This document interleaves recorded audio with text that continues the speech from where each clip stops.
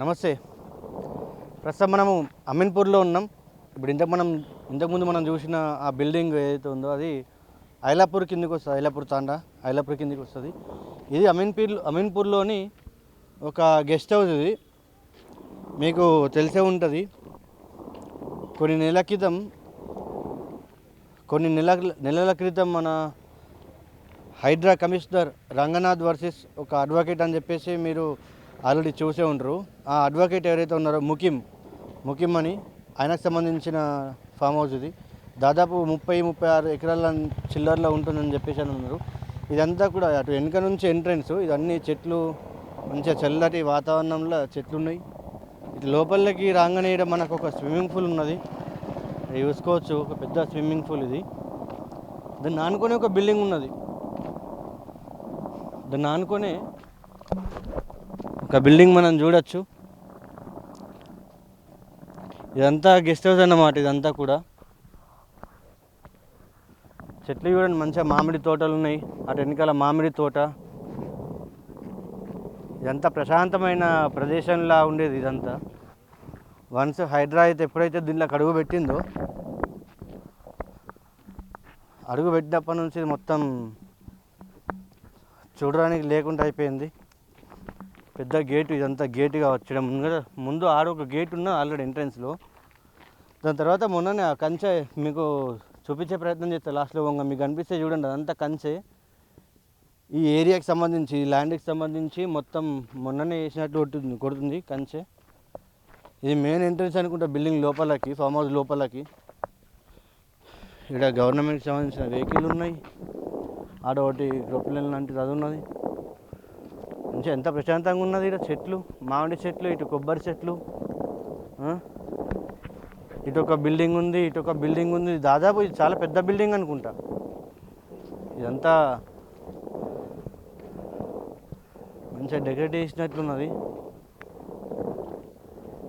ఈ బిల్డింగ్ మరి దీంట్లో ఉన్న సామాన్ తీసుకునేందుకు ఛాన్స్ ఇచ్చిరా మరి, లేదంటే ఇది కూడా డైరెక్ట్ పడగొట్టేసిరా? అది చూద్దాం. మనకి ఏదైనా కనిపిస్తే, సామాన్ ఏదైనా కనిపించేటట్లున్నాయి అయ్యింది, చూసే ప్రయత్నం చేద్దాం.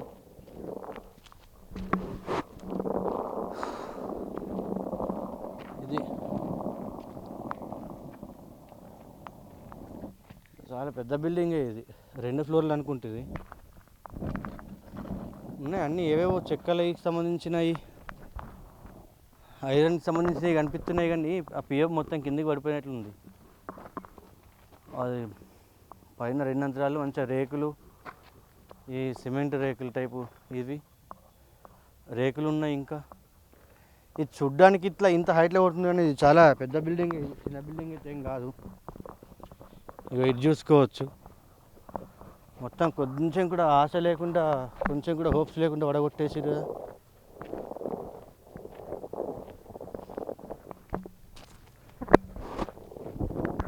ఇదంతా ఇటు తిరిగే ప్రయత్నం చేద్దాం. ఇవన్నీ కొబ్బరి చెట్లు ఉన్నాయి. ఇక మంచిగా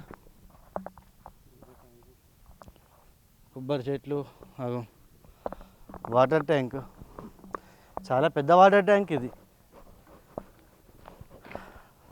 ఆ వాటర్ ట్యాంక్ ఏమన్నది నాకు అర్థమవుతలేదు అసలు.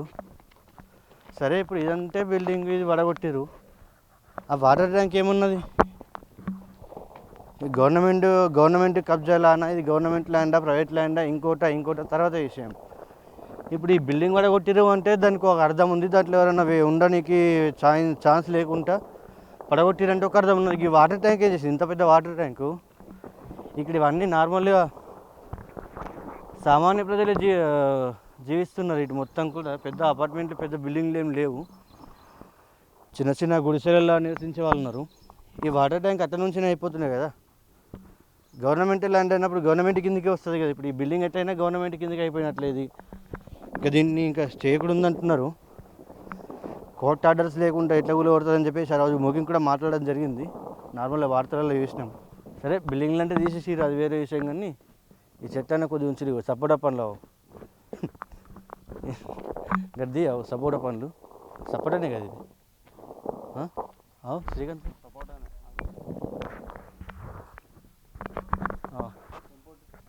సపోటా పండ్లు ఉన్నాయి. 100 లేవు తెంపుదామంటే.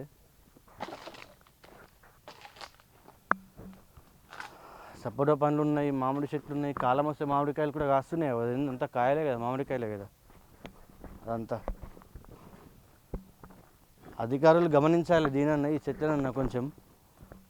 ఇవన్నీ యూజ్ అయ్యేటి ఇవన్నీ. దీన్నన్నా కొంచెం తీయకుండా ఎవరన్నా యూజ్ అయ్యేటోళ్ళకి ఇయ్యూరి. పని లేకుండా మీ ఆఫీసర్లన్నీ తినరు, కడుపు తినరు కానీ వేస్ట్ మాత్రం చేయకూరి. అదంటే అయిపోయింది, అది వేరే విషయం. కానీ ఈ పనులన్నా మీరే కడుపుగానే తినరు కానీ వేస్ట్ అయితే చేయకూరి. మీరు తినకుండా ఇంకొకరికి అన్నీరు కానీ దీన్ని కూడా ఏదో పెద్ద ఒక ఇప్పుడు ఆడగా ఒక విధ్వంసం సృష్టించినట్లు ఈడ కూడా ఓ అడావిడి చెట్లు తెచ్చి ఓ రారో గుంజురో పెట్రో అన్నట్లు వేయకుండా పనికొచ్చేటి చెట్లు నరకేకూరి. ఫస్ట్ ఆఫ్ ఆల్ గవర్నమెంట్ ఏదైనా వారుకుంటే వేరే 36 ఎకరాలు ఉన్నది ఇక్కడ. ఇవన్నీ తీసేసినా, మీ బిల్డింగ్ మాటికి తీసేసినా కానీ ఏదైనా వేరే కన్స్ట్రక్షన్ చేసుకోవాలనుకున్నా చాలా పెద్ద ప్లేస్ ఇది. దాన్ని అట్లనే దాన్ని తీసేసి వీటిని ఉంచి ఏదైనా మన చెట్లకు సంబంధించిందో లేకుంటే ఇంకేదన్నా ఇది చేయరు. చాలా చెట్లు ఉన్నాయి, కొన్ని వందల చెట్లు ఉన్నాయి ఎంచితే. నాకు ఇప్పుడు ఇన్ని ఏం లేదన్నా ఇన్ని ఇప్పుడు ఆ చుట్టూరుగా ఈ బిల్డింగ్ చుట్టూరు ఇక్కడికి ఒక 70-80 చెట్లు నాకు కనిపిస్తున్నాయి. మంచిగా ఉంది కదా, బాగానే ఖర్చు అయినట్లుంది. ఈ బిల్డింగ్ కట్టడానికి ఒక ఖర్చు అయితే లోపల ఉన్న ఇంటీరియర్, ఆ చెక్కలు, ఆ బోర్డులు అవి చేయించడానికి పెద్దనే ఖర్చు అయితే. అంతా చూసుకోవచ్చు, మొత్తం మామిడి తోటనే. ఇది ఒక బిల్డింగ్ కాకుండా తోటనే ఎక్కువ ఉంది ఇటు. ఇటుంది ఉన్న పరిస్థితి. సో ఇది మొత్తానికి అమీన్పూర్లో ఉన్నటువంటి ఫామ్ హౌస్ ఇష్యూ. ప్రస్తుతం ఇట్లా ఇక్కడున్న వాతావరణం ఇట్లుంది. చూడాలి మరి దీన్ని ఇంకా ఎట్లా చేస్తారో హైడ్రా అధికారులు. ఆల్రెడీ బిల్డింగ్ అయితే తీసేసారు, ఆ బిల్డింగ్ అయితే దేనికి పనికిరాదు. ఈ చెట్లనన్నా ఉంచే ప్రయత్నం చేయాలని చెప్తున్నా. ఈ చెట్లు ఇక్కడ ఉండే చెట్లు కానీ దానికి పండ్లు ఉన్నాయి, మంచి చెట్లు ఉన్నాయి, మంచి ఒక చల్లని వాతావరణం కనపడతా ఉన్నది ఇక్కడ.